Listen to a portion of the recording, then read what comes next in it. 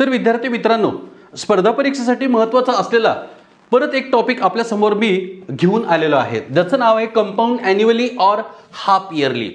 आता बऱ्याच वेळेला काय होतं, आपण बँकेतून जेव्हा अमाऊंट घेतो, जेव्हा बँकेतून आपण कर्ज वगैरे घेतो, तर तेव्हा कर्ज घेत असताना सगळ्यात महत्त्वाचं म्हणजे आपण 2 वर्षासाठी घेतो, 3 वर्षासाठी घेतो, 4 वर्षासाठी किंवा असं सो अँड सो बऱ्याच वर्षासाठी आपण कर्ज विकत घेतो. विकत घेण्यापेक्षा आपण कर्ज घेतो. आता घेतल्यानंतर काय होतं, कधी कधी कर्ज आपण 1.5 वर्षासाठी घेतो, 2 वर्षासाठी घेतो किंवा 1 वर्ष 1/4 वर्षासाठी आपण घेतो. म्हणजे 1.25 वर्षासाठी घेतला असेल, 1.5 वर्षासाठी घेतला असेल, तर अशा वेळेला कंपाऊंड इंटरेस्ट किंवा त्याची टोटल अमाऊंट्स काढणे हे फार जिकारीचं जाते. मग यासाठी काय करायचं विद्यार्थी मित्रांनो, पहा, हे असंच एक्झाम्पल्स मी तुमच्या समोर मांडलेलं आहे. आता what is there the amount, आता याची टोटल अमाऊंट्स काढायची आपल्याला. 12,000 रुपये आपण कर्ज घेतला बँकेकडून, त्याच्यानंतर त्याचं किती वर्षासाठी घेतला, 1:1/2 इयर्स, म्हणजे 1.5 वर्षासाठी आपण तो कर्ज घेतलेला आहे. आणि रेट ऑफ इंटरेस्ट 10% हा कंपाऊंड हाफ इयरली दिलेला आहे. हाफ इयरलीचा अर्धा अर्थ की अर्धा वर्ष हे 3 टाइम्स. मग त्यावेळेस काय करायचं विद्यार्थी मित्रांनो, पहा, हाफ इयरली म्हटल्यानंतर 1/2 कितीदा आलेले हे 3 टाइम्स. 3 टाइम्स का म्हणायचं आपण, कारण की सर वरच दिलेले नंबर ऑफ इयर्स किती दिले, 1:1/2 इयर्स. याचा अर्थ असतो 1.5 वर्ष. 1.5 वर्ष म्हटल्यानंतर 6 महिन्याचे हे 3 टप्पे विचारात घ्यायचे. त्याच्यानंतर compound has to be done 3 times. आता कंपाऊंड किती डन झालेलं आहे, 3 टाइम्स, म्हणजेच तिथे आपण n = 3 कन्सिडर करायचं. मग आपण अर्ध्या असे जर 3 वर्ष घेतले विद्यार्थी मित्रांनो, तर n = काय पुटअप करायचं तिथे 3. त्याच्यानंतर कंपाऊंड इंटरेस्ट आपल्याला हाफ इयरली काढायचं. म्हणजे टोटल रेट ऑफ इंटरेस्ट किती दिलेलं आहे आपल्याला, 10%. तर हाफ इयरली म्हटल्यानंतर 10/2 = 5%. तर त्यावेळेस आपल्याकडे एक सिंपल फॉर्म्युला आहे, A = P in bracket 1 + R/100⁻n. चला, तर आपण याच्यामध्ये आपण व्हॅल्यू पुटअप करू आणि फायनल आन्सर शोधूया. मग टोटल अमाऊंट किती दिलेली आहे, 12,000 रुपयाचं कर्ज घेतलेलं आहे. 1 + रेट ऑफ इंटरेस्ट पहिले सर 10% होता, पण हाफ इयरली म्हटल्यानंतर आपण त्याला कमी केलं विद्यार्थी मित्रांनो. हाफ म्हणजे 5, परत छेद 100 n. आता हा ओरिजिनल 1.5 वर्ष होता, पण आपण हाफ ऑफ इयरचं 3 टाइम्स करतोय, म्हणून आपण इथे हाफ ऑफ इयरचे 3 टाइम्स लिहिले, कारण रेट ऑफ इंटरेस्ट आपण अर्धा केला विद्यार्थी मित्रांनो.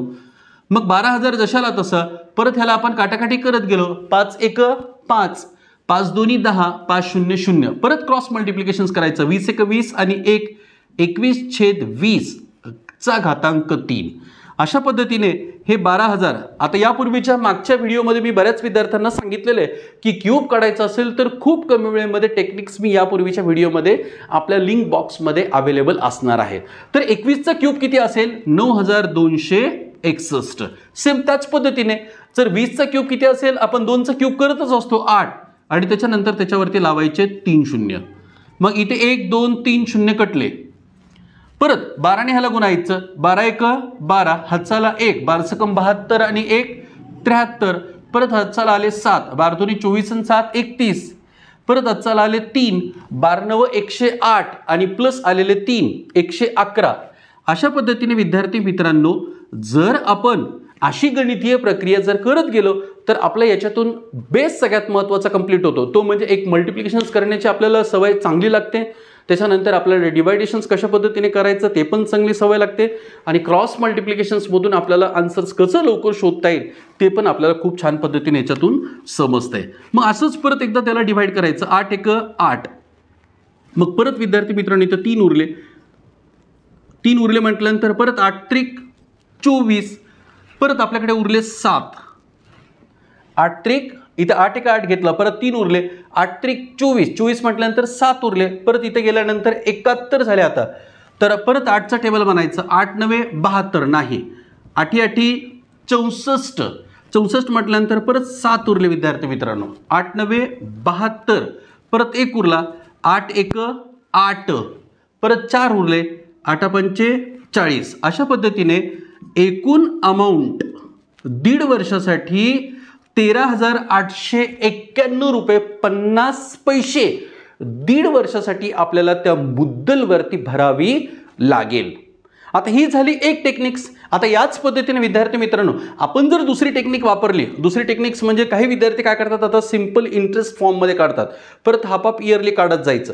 तर ते कसं काढायचं त्याचं एक सिंपल टेक्निक्स मी तुमच्यासमोर विद्यार्थी मित्रांनो मांडत आहे. पहा आता हे जशाला तसंच राहू द्यायचं. इथे आता आपण फॉर्म्युला नंबर 2 यूज करतोय आणि हे स्पर्धा परीक्षेसाठी तर आहेच आहे विद्यार्थी मित्रांनो, पण अशा पद्धतीने जर तुम्ही गणित करत गेला तर तुमच्या माइंड कॅपॅबिलिटी, ज्याचंच आपण म्हणतो की कॅल्क्युलस करण्याची जी मेथड आहे ती खूप कमी वेळेमध्ये विद्यार्थी करण्यासाठी तयार असतात. चला आता आपण दुसरी पद्धत बघूया. आता पहिले हाफ इयरली. आता कितीदा आहेत हे 3 टप्पे आहेत म्हटल्यानंतर पहिले हाफ इयरलीसाठी आपल्याला सिंपल इंटरेस्ट 12,000 आहे, बरोबर आहे. त्याच्यानंतर आपल्याकडे फॉर्म्युला असतो P × N × R अपॉन 100. हाच फॉर्म्युला आपण सिंपल इंटरेस्टसाठी वापरत असतो विद्यार्थी मित्रांनो. मग 12,000 गुणिले N किती असेल, आता इथे हाफ इयरली म्हटल्यानंतर 1/2, रेट ऑफ इंटरेस्ट 10 आणि अपॉन 100. 0 0 कॅन्सल, बे 1 बे 5 10 आणि 120 ने परत जर 5 ला गुणलं तर 12 5 60, 12 5 60 आणि हे 0. म्हणजे साधारणतः टोटल अमाऊंट किती झाली बेटा, आता ही A1 असणार आहे. हाफ इयरलीसाठी टोटल अमाऊंट ही 12,000 असेल आणि प्लस हे आलेला इंटरेस्ट 600, म्हणजे 12,600. टोटल अमाऊंट किती झाली विद्यार्थी मित्रांनो आपली 12,600. ही हाफ इयरलीसाठी. परत एकदा दुसऱ्या हाफ इयरलीसाठी आपण same interest is equals to परत 12,600 करत जायचं, परत 1/2 आपल्याकडे आणि परत 10 ॲज इट इज आणि परत त्याच्या खाली डाऊन साईडला आपण 0 देत राहायचं. मग परत हे 2 शून्य कटले विद्यार्थी मित्रांनो, बे 1 बे 5 10 आणि याच पद्धतीने परत एकदा 5 × 30 हातचाल आले 3, 5 2 10 आणि 3 13, 13 3 हातचाल आले 1, 5 1 5 आणि 1 6. मग ह्याच्यामध्ये जर आपण विचार केला तर दुसऱ्या हाफ इयरसाठी टोटल अमाऊंट किती भरावे लागेल सर आपल्याला, तर ही 12,600 प्लस आलेला हा इंटरेस्ट किती आहे 630. करा ह्या ती दोघांची बेरीज, 0 जशाला तसं, 3 आणि 0 3, 6 आणि 6 12शीला 2 हातचाला 1, 6 आणि 1 7, सॉरी मग 6 आणि 6 12 आणि आता इथं परत एकदा मी तुम्हाला बेरीज समजावून सांगतो. 0 परत 3 जशाला तसं, 6 आणि 6 12शीला 2 हातचाला 1, 2 आणि 1 3 आणि जशाला तसं 1. 13,230 रुपये दुसऱ्या हाफ इयरसाठी टोटल अमाऊंट सर आपल्याकडे जमा झाली. आता शेवटचं ते म्हणजे तिसरं. आता पहा इथे दाखवतो तिसरं. आता याच्यासाठी परत सिंपल इंटरेस्ट जशाला तसं 13,230 गुणिले 1/2 × 10 अपॉन 100. परत तेच करूया विद्यार्थी मित्रांनो. आता हे 2 शून्य काटूया आपण इथले आणि परत ह्याला 2 ने भागण्याचा प्रयत्न करूया. बेसकम 12, परत एक उरला बेसकम 12, परत बे 1 बे आणि परत काहीच उरलं नाही म्हणजे 1, परत बेसकम 12, एक उरला बेसकम 12, परत बे 1 बे, एक उरला बे 5 10. आता पाहूया आपण की तिसऱ्या अर्ध्या वर्षामध्ये म्हणजे जे आपल्याला उत्तर मेन काढायचं होतं सिंपल इंटरेस्ट पद्धतीने, ते तिसऱ्या वर्षामध्ये टोटल अमाऊंट किती झाली 13,230 आणि प्लस 661 रुपये 50 पैसे. हा एक आपला झाला टोटल अमाऊंट. मग याची बेरीज करायची, हे 50 जशाला तसं, 1 जशाला तसं, 6 आणि 3 9, 6 आणि 2 8 आणि 13 जशाला तसं. अशा पद्धतीने विद्यार्थी मित्रांनो जर आपल्याला कंपाऊंड इंटरेस्ट जर हाफ ऑफ इयरली येत गेला तर त्यासाठी आपल्याला तो पण फॉर्म्युला यूज करता येतो. A = P in bracket 1 + R upon 100⁻n. तो पण काढता येतो. पण त्यानं जर काढायचं असेल तर हाफ इयरलीचे थोडे अवघड उदाहरणं आज आपल्यासमोर मी घेऊन आलो आहोत. त्याच्यानंतर हेच सिंपल इंटरेस्ट जर काढायचं जर झालं तर दुसरी टेक्निक्स मी विद्यार्थ्यांसमोर आज मांडून दाखवली. तर सेम पहिल्यासारखीच अमाऊंट असेल 13,891 रुपये 50 पैसे 1.5 वर्षानंतर त्या दादाला बँकेत नेऊन भरावी लागेल. तर अशाच पद्धतीचे विद्यार्थी मित्रांनो अजून एक एक्झाम्पल्स मी तुम्हाला थोडं वेगळ्या पद्धतीचं समजावून सांगतो. पहा आता हे सगळ्यांना समजलं असेल तर एक स्क्रीनशॉट घ्या आणि पुढच्या एक्झाम्पल्सकडे आता आपण वळूया. आता दुसरे एक्झाम्पल्स काय सांगतो ते पहा बेटा. सेम अशाच पद्धतीचं फक्त थोडं वेगळे एक्झाम्पल आपण सांगूया. आता find the compound interest when there the sum. आता इथे सम दिलेली आहे पहा. P = 10,000 अमाऊंट आहे. त्याच्यानंतर किती वर्षासाठी आहे? 1 वर्ष 3 महिने, म्हणजे 1 year and 3 months, म्हणजे शॉर्टकट लिहिलं. मग आपण ह्याला लिहितो कसं विद्यार्थी मित्रांनो? 1 वर्ष आणि एका वर्षामध्ये साधारणतः विचार जर केला तर 12 महिने असतात. मग 1 वर्ष 3 महिन्याचं व्याज म्हणजे किती? आपण असं लिहितो 1/4 इयर्स, म्हणजे 1 वर्ष आणि 1/4 वर्ष असं. त्याच्यानंतर रेट ऑफ इंटरेस्ट बघा, आता हे पण अपूर्णांकामध्ये दिलेलं आहे 8:1/2% पर ॲन्युम कंपाऊंड ॲन्युअली. आता पहा विद्यार्थी मित्रांनो, परत ह्याला ॲन्युअली देण्याचा प्रयत्न या पुस्तकामध्ये केलेला आहे. आता टोटल अमाऊंट्स कशा पद्धतीने फाइंड आउट करायचे? 10,000 रुपये आहे. त्याच्यानंतर एन म्हणजे किती महिन्यासाठी घेतला तो? साधारणतः 12 + 3 15 महिन्यासाठी घेतला. आता हे अवघड आहे, 1 ते 2 वर्षाचं सहर आपण काही सेकंदामध्ये काढून दाखवत होतो, पण आता हा 1 वर्ष 3 महिने म्हणजे 1 वर्ष 1/4 इयर्स म्हणता येईल आपल्याला. आणि रेट ऑफ इंटरेस्ट आपल्याकडे किती आहे? 8:1/2. परत हे पण अपूर्णांकामध्ये दिलेलं आहे, that is non as the mix fractions. तर आपल्याकडे फॉर्म्युला विद्यार्थी मित्रांनो A काय फॉर्म्युला यूज करतो आपण?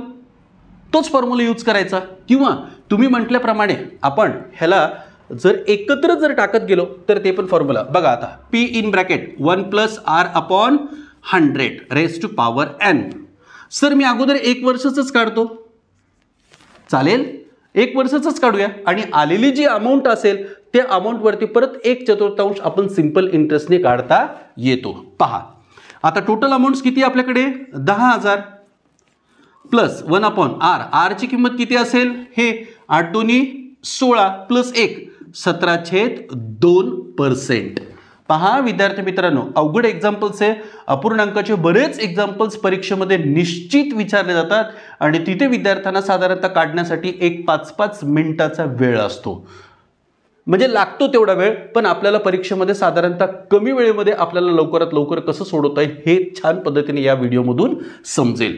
आता आर म्हटल्यानंतर 17/2 डायरेक्ट छेद 100. बघ आपण ह्याला, आणि एन म्हटल्यानंतर आपण 1च वर्षाचं काढतो. आता हे जर 2 डाऊन साईडला गेले तर डायरेक्टली मी आपण असे 200 लिहिले तरी चालतील.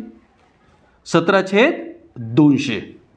मग परत चला तिरकस गुणाकार करूया. 10,000 असेल हे, परत यांचं तिरकस 200 × 200 आणि हे 17 × 17 म्हणजे 217/200. परत एकदा काटाकाटी 1 2 1 2 शून्य कटले. परत 2ने भागायचे विद्यार्थी मित्रांनो. बे 1 बे, बे 5 10, बे 0 0. मग हे 50 × 217. मग आपण काढूया 50 × 217 म्हणजे डायरेक्ट आता सरांनी सांगितलं होतं की सर या पद्धतीमध्ये आपल्याला एकतर कॅल्क्युलेशन्स लवकर करताच येईल. चला हे 0 जशाला तसं 5 7 35, 35 ला 5 हातचाला 3, 5 1 5 आणि 3 8, 5 2 10. अशा पद्धतीने विद्यार्थी मित्रांनो परत एकदा आपल्याला जर क्रॉस मल्टिप्लाय करायचं असेल तर एकदा परत आपण एकदा डोक्यात आणायचं. 0 जशाला तसं 5 7 35 ला 5 हातचाला 3, 5 1 5, 5 आणि 3 8, परत 5 2 10. अशा पद्धतीने एका वर्षासाठी साधारणतः त्याची टोटल अमाऊंट किती झाली? 10,850. आता आपल्याकडे टोटल अमाऊंट्स याच्यासाठी आता नीट लक्ष द्या.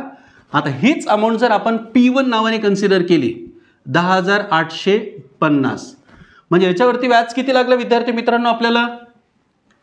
-10,000. आपली मूळ अमाऊंट किती होती? 10,000. मग आपण कंपाऊंड इंटरेस्ट काढण्यासाठी सिंपल फॉर्म्युला आहे आपल्याकडे, अमाऊंट मायनस प्रिन्सिपल. मग 850 रुपये सर सुरुवातीला व्याज लागला. मग ह्याला 1 नंबर देऊया आपण. परत आपल्याला विद्यार्थी मित्रांनो पहा आता सिंपल इंटरेस्ट 10,850. आता किती काढायचं? उरलेलं राहिलं ना सर 1/4 वर्ष राहिलं ना, म्हणजे 3 महिन्याचं व्याज राहिलंय. मग 1/4 साठी जनरली आपण असं लिहितो. आणि रेट ऑफ इंटरेस्ट किती आपला? सेम 17/2. छेदस्थानी 100 जशाला तसे. परत त्याचं कॅन्सलेशन्स केलं, 0 0 कटला. परत ही संख्या जर खाली गेली आता आपण एकमेकांना सहज भागवू शकतो बेटा आपण. आता इकडे 4 1 4 ह्याला भाग जातो का बघायचं? 4ने जातो का? नाही. चला आपण 2ने नाही जात. मग आपल्याकडे पाहूया आपण 1 0 कटल्यानंतर खाली किती उरतील? आता हे 4 जसं तसं 10 8 5 आणि हे 4 2 8 कुठे जातील? हे डाऊन साईडला. म्हणजे किती झाले? हे 4 2 8 गुणिले 10 म्हणजे 80 आणि गुणिले 17. ह्याचं कॅल्क्युलेशन्स करत जायचं. 17 पाची 85, 17 पाची 85 ला 5 हातचाला 8, 17 आठी करेक्ट 128, 128 29 30, 136, 136 ला 6 हातचाला 13, 13 जशाला तसं लिहितो आपण जनरली 17 0 0, 13 जशाला तसं हातचाला 1, 17 1 17 आणि 1 मिळून 18 गुणिले, आता गुणिले काहीच नाही विद्यार्थी मित्रांनो, आता डायरेक्ट त्याला 80 ने भागायचं. मग 80 ने भागत असताना आपण डायरेक्ट 8 ने भागायचं आणि त्याच्यानंतर दशांश स्थळ 1 नंतर कमी करायचं. 8 दोन्ही 16, 8 दोन्ही 16 म्हटल्यानंतर किती उरले आता 2, 8 दोन्ही 16, परत किती उरले आता आपल्याकडे 7, 8 9 72, परत किती उरले आपल्याकडे आता 4, 8 सक 48 नाही, त्याच्या अगोदरचा 8 पंचे 40, परत 5 उरले आपल्याकडे. परत जर दशांश चिन्ह घेतला तर 8 पंचे 5 उरले, तर 8 सक 48 आणि परत 2 उरले, 8 दोन्ही 16 आणि 8 पंचे 40. आता दशांश चिन्ह आपल्याला राहिलंय तो म्हणजे कुठं करायचं बेटा, हा वर गेल्यानंतर दशांश चिन्ह कुठे सरकेल तो, तर साधारणतः तो दशांश चिन्ह मागे सरकेल. म्हणजे हा इथला दशांश चिन्ह इथे जाईल 229.57. जर दशांश चिन्हानंतर जर तिसरा अंक जर 3 किंवा 3 पेक्षा जर मोठा आला तर पहिला अंक निश्चित 1 ने वाढवत चला. म्हणजे 229 रुपये 57 पैसे असं समथिंग आपण त्याच्यावरती मिळालेला इंटरेस्ट असेल. मग सर टोटल अमाऊंट किती भरावी लागली असेल त्याला, सर पहा, तर आता हा 850 रुपये व्याज असेल आणि प्लस याच्यावरती 229 रुपये 57. मग साधारणतः हे 57 जशाला तसं हे 9, 5 आणि 2 7, 8 आणि 2 10, 1079.57 पैसे एवढं त्याला कंपाऊंड इंटरेस्ट विद्यार्थी मित्रांनो या रकमेसाठी भरावं लागला असेल. निश्चित असेच नवनवीन व्हिडिओ आणि असेच नवीन नवीन व्हिडिओ तुम्हाला जे स्पर्धा परीक्षेसाठी उपयोगी ठरतात तर विद्यार्थी मित्रांनो आपण तुमच्यासाठी घेऊन येत आहोत. तर अशा पद्धतीचे कॅल्क्युलेशन्स तुम्ही छान पद्धतीने रेग्युलरला करा, जेणेकरून तुमचा कॅल्क्युलस नावाची जी कन्सेप्ट आहे ती पूर्ण ब्रॉड होऊन जाईल आणि कमी वेळेमध्ये तुम्ही गणित सोडवू शकाल.